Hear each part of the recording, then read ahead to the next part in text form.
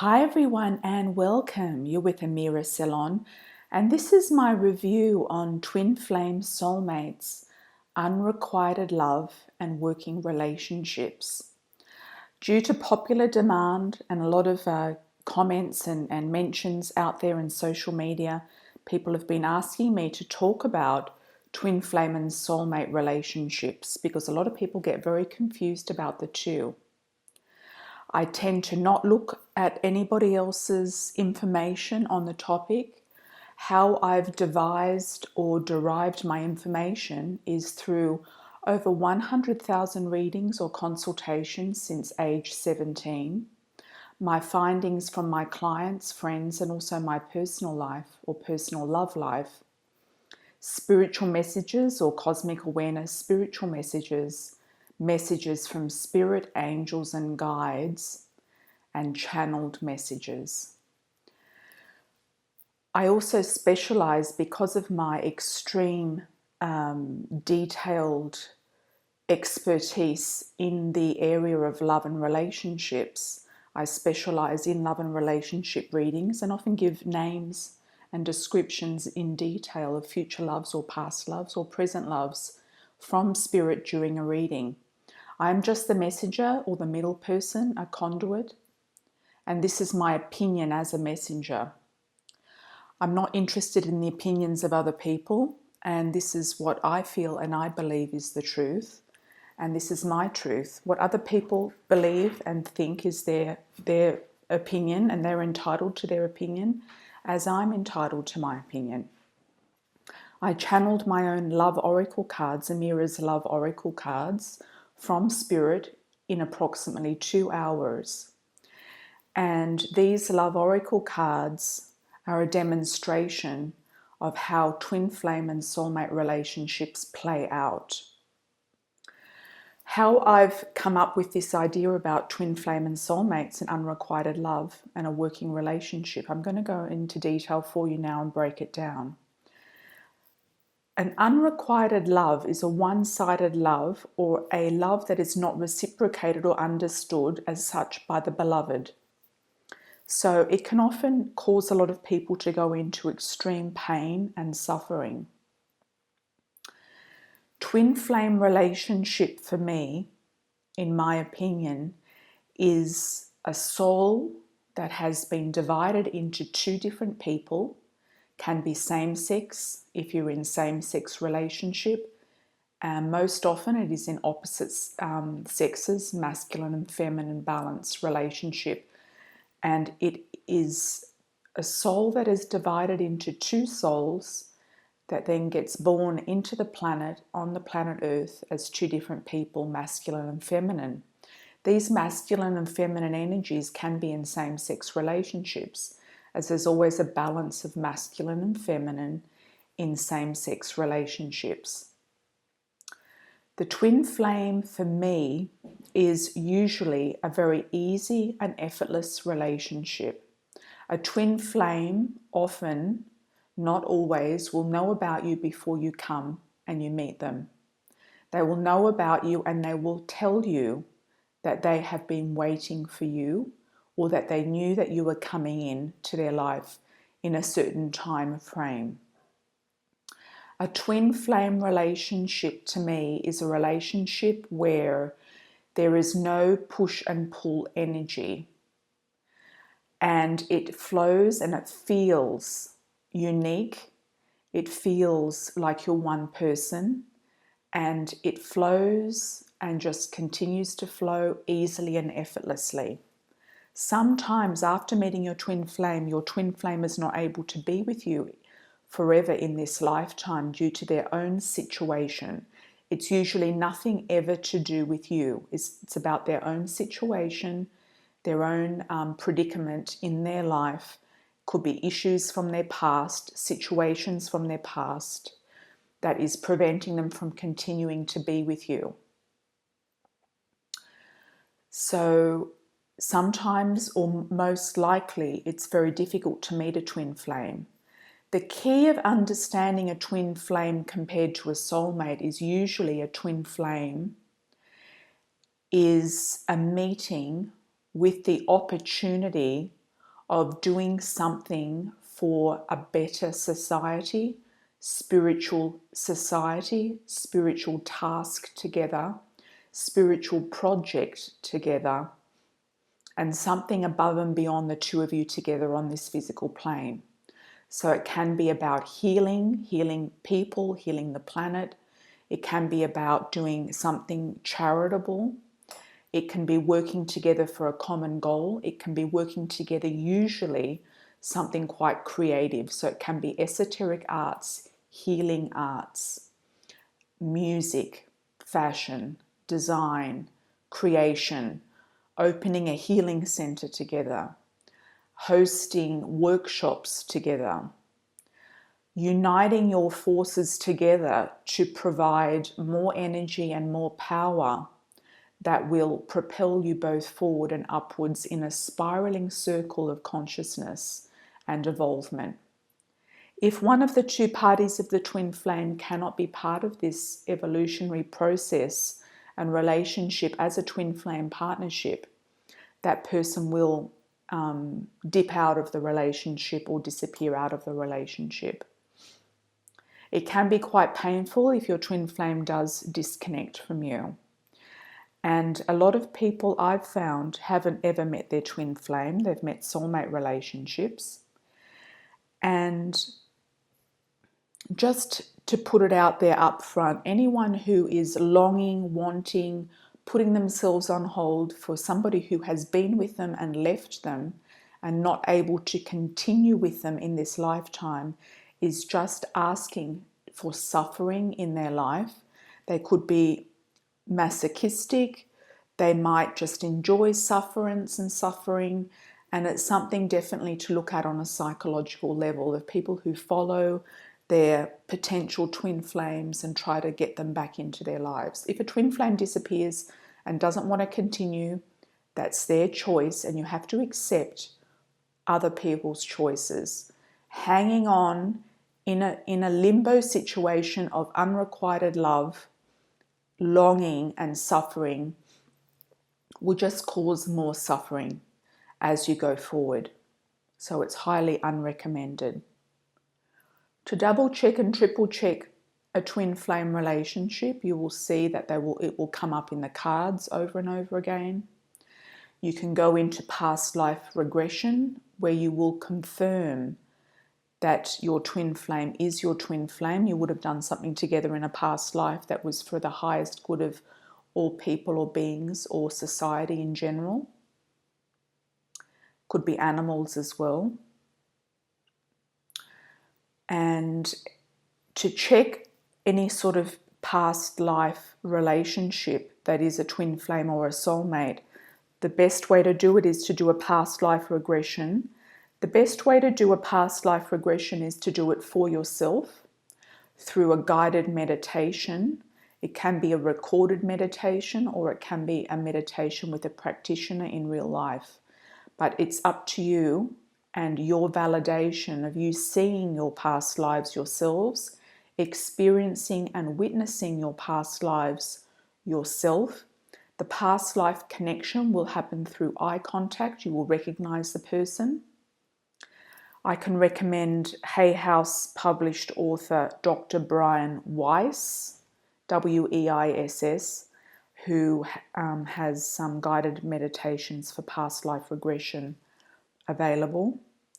And there are others as well that you can have a look at too, to see who you might be more attracted to listening to and doing the past life regression.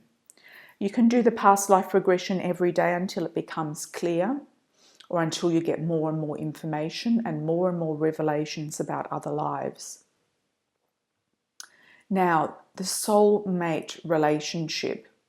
From my findings of over 100,000 readings and consultations worldwide, and my own personal love life, and through my friends and spiritual community, soulmate relationships, I believe we have more than one soulmate in each lifetime. Sometimes a soulmate can be a marriage partner, sometimes they're a brief love affair, sometimes they are a long-term relationship. With a soulmate relationship, I find that it's usually about learning a lesson. The fastest and the quickest time frame you can learn a lesson, the better it is with a soulmate relationship. Once you've learned that lesson, you can then decide if you want to continue the relationship or not. And if it grows and evolves and your soulmate is also learning lessons and growing and evolving and moving up in a nice upward spiraling effect through spiritual awareness, consciousness, growth, and understanding, then you know that you can stay with this soulmate. More often than not, we meet soulmates instead of twin flames. Usually there's only one twin flame, but I'm yet to see a second twin flame. But I'm thinking that any second twin flame might outdo the first twin flame. So the soulmate relationships will also be viewed in past life regression. Sometimes with soulmates, you can have this push-pull energy. And what I mean by that is that there's some sort of tug of war or undercurrent in the relationship that causes you to come at loggerheads about one or two different topics, where maybe there's 10 topics that you're actually working with in your life. It could be home, family, children, work, etc. But there might be one or two things that is just not working between you. And that's a thing to really learn the lesson from and move above that. Sometimes the lesson involves actually moving away from your soulmate and being free to be able to manifest and create and attract a new soulmate or a different soulmate. Sometimes the lesson is it's always about ourselves. So the lesson is always within us. So the soulmate relationships are often brought into our lives to help us evolve spiritually, to help us evolve personally as human beings on this planet. It's more of a human being experience, a soulmate relationship. It can also be spiritual, but often there is a very strong chemistry also involved in a soulmate relationship, a very strong magnetic connection. And I often get the comment from clients saying, oh, but we had such a great connection. I want to be with him. I want to be with her. We had such a great connection. I can't get over this person. This person is under my skin. We have amazing chemistry. And that's the indicator that this person is a soulmate connection. That's one indicator of it. And the other indicator is as if everything else lines up and you're able to feel like you've had past lives with these people, that there's something to learn through this person. Sometimes soulmate relationships, for me, can be quite painful. And for many clients I've had have been quite painful, especially breaking up from a soulmate relationship. One of the two soulmates could experience a lot of suffering. And it might not be you, it might be the other person. But for whatever reason, there's suffering involved in breaking a soulmate relationship or the ending of a soulmate relationship. That's something out of your hands, it's out of your control. And once again, I do recommend to not stay in suffering for very long. Give yourself time to suffer, to mourn, to grieve that person, 4 weeks, 2 months, possibly, maximum 3 months, and then call it quits, move on. You've got to snap yourself out of it. There's no point in being on this planet to be in suffering. And you really bring it on yourself if you decide to stay in suffering for long periods of time. Some clients I've known as well have had to move countries to get away from soulmates or twin flames, to distance themselves from that person, that environment, the memories, the attraction, the feeling, because sometimes if you do randomly bump into your soulmate, there could be an inclination of actually getting back with them in some way when you know it's not going to work or it's not going to happen. So some people I've known have had to remove themselves from soulmate relationships in locations geographically, and that can be also a remedy to assist you in moving forward. Unrequited love is something that I've already talked about, and it's a one-sided relationship. Often it happens in our own heads, and it's not actually anything to be based on reality. It can be being in love with a movie star, being in love with somebody in the media, being in love with a past school associate or school friend, being in love with somebody that you might have met very briefly.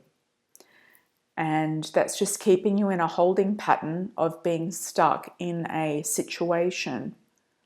Sometimes you might have dreams about your unrequited love, and they have no idea really who you are. They might not even know you properly, or have met you once or twice, or had very limited contact with you. Sometimes the underneath fact in the unrequited love is really something that we have to look at ourselves of why we're hanging on to this person. What is it we need to learn about this situation, and what are these dreams trying to tell us about this person, whether they're conscious dreams or unconscious dreams? What are these dreams trying to tell us about our own lives? Because it's not really about them. They're just a symbol of something. They're symbolic for something in our life. So it's good to look at them as an indicator of a symbol. A lot of people also tell me that they've been single for a very long time. They can't find somebody they can connect with. They're finding it very difficult to ever be attracted to somebody or to find the right relationship. As you get more spiritually evolved, you do seek and only choose spiritual types of relationships. And what I mean by that is a soul connection, a deep soul connection. Now, if you want to put aside the twin flames and the soulmates as relationships, and if they're all too hard, because sometimes they are, what do we have left to work with? What we have left to work with, in my opinion, is a working relationship. There are two common denominators with a working relationship. One is physical chemistry attraction. The second thing is a deep soul connection. A connection of the soul, a feeling like you like that person, you've got such a nice connection with that person. You've got a lot to talk about, you've got compatibility. Some people either find when they meet somebody that they have either an attraction for them or they have a soul connection for them, but they don't have any attraction. So a soul connection with somebody is good for a friendship, and a friendship, a partnership, working together on something, working on a project, or just being a friend, a travel partner, a spiritual partner, somebody you go to yoga with, or you go to meditation with, or you play music with, or you do something fun with, or you share common interests and hobbies with. The chemistry connection is for people who just want a physical relationship with somebody without having a proper working relationship. Having a physical chemistry relationship can be a fling, can be some sort of sex buddy or hookup buddy, for those of you who are interested in that type of thing. These types of relationships can at times be addictive, and most of the time don't have any outcome to them. They don't actually eventuate into anything else. So there's no point in having an expectation on a physical chemistry relationship if you don't have the soul connection with that. It's either one thing or the other. If you've got those two combinations together, the chemistry plus the soul connection, that to me is a working relationship, that you can marry that person, you can live with that person, you can be with that person, and you can work through a relationship with them and be with them for as long as you both want to be together. So some people who are not evolved enough to recognize a soul connection will opt for a sexual chemistry connection, and they usually go for sex and money. And that can be both men and women. And when I mean sex and money, I mean they're looking for a physical connection, and they're looking for somebody who is equipped to financially or socially be on their level. So they might have a good job, they might have be free of debts, they might own property, they might have freedom to travel, they might be from a particular or similar social economic background or demographic. So people will go for the head or the mind chakra as well as the base chakra. So they're thinking about money and they're thinking about sex, and there's really nothing much in between. So there's very little heart connection and there's very little soul connection. And one of my videos about how to recognize or how to read a man describes how to read somebody energetically and pick up on their energy, how they're operating. If they're operating from a headspace energy, a sexual energy on the base chakra only, a head energy, or if they're working from a heart energy or a soul energy. So that is a good one to actually check out and listen to see where you're going to match up with somebody. So if you are on a spiritual path, which most people who will be listening to this video will be, everybody's on a spiritual path, but some people just don't evolve. But most of you who are listening to this video will be on your path and evolving and growing, and your awareness will be moving outwards, will be moving upwards and outwards, and you'll be getting messages from your guides and angels and spirit guides about what you're doing and who you're with and how you're working on things. So for those of us who are spiritual beings and living a spiritual life and want to be connected to somebody on a spiritual level as well as a chemistry level, sometimes we have big gaps in time between meeting the right person. So for that reason, that is often why people are single for quite some time. Even if they might have the amazing criteria to be with somebody, they just haven't found that particular person to share their life with.